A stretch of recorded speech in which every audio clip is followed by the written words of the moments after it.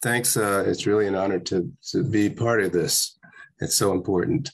Well, the recent pronouncement by President Zelensky in Ukraine to refuse negotiations with Russia after calling on NATO to launch a preemptive nuclear strike against Russia makes it clear that the US is aggressively driving the world towards World War III. And like its war crimes committed in Hiroshima and Nagasaki prove, it has no care about the killing of children and other civilians. Instead of representing the people most hurt by this US led NATO war and bombing of desperately needed oil supplies, the puppets of US imperialism in Europe continue to sacrifice working and poor people to remain in good favor with US imperialism. Instead of heeding the needs of the people in the US who are drowning in price increases and suffering poverty and homelessness, President Biden spends $70 billion to prop up a fascist regime in Ukraine that inspires fascist white supremacists to kill Black people in supermarkets and Muslims praying in mosques.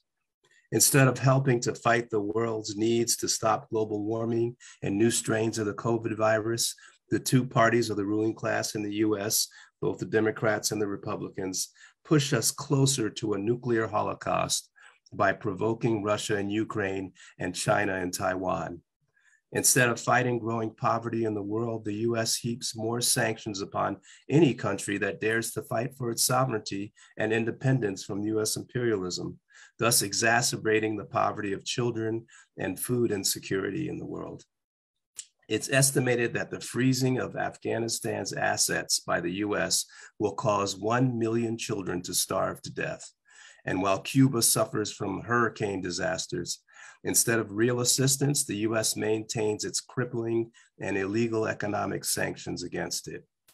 Now, these international war crimes by the US are assisted by Western corporate media, which legitimizes and disseminates information that serves to justify US imperialist wars. The New York Times, for example, which is considered the newspaper of record and influences world news, was used from 1915 to the present to drive the US into war against Germany during World War I with the Lusitania incident.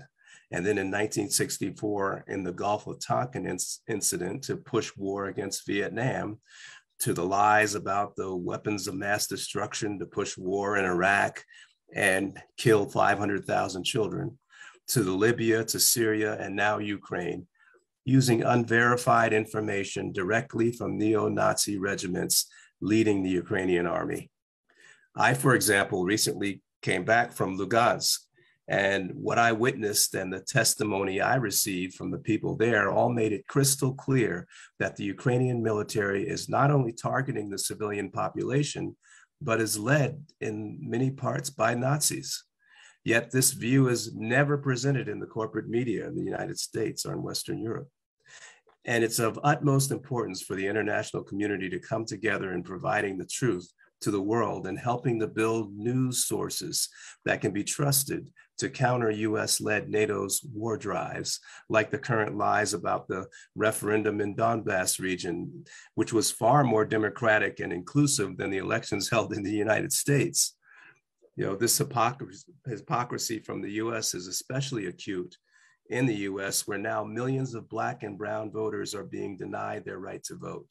In addition, exclusionary immigration policies, along with the greatest number of incarcerated people in the world, many of whom are unable to vote, and an electoral college system that denies the popular vote, prove the undemocratic nature of US elections and democracy in the US in general. Last month, the openly Nazi Azov Battalion representatives met with politicians in Washington, D.C., and at community centers here in the United States.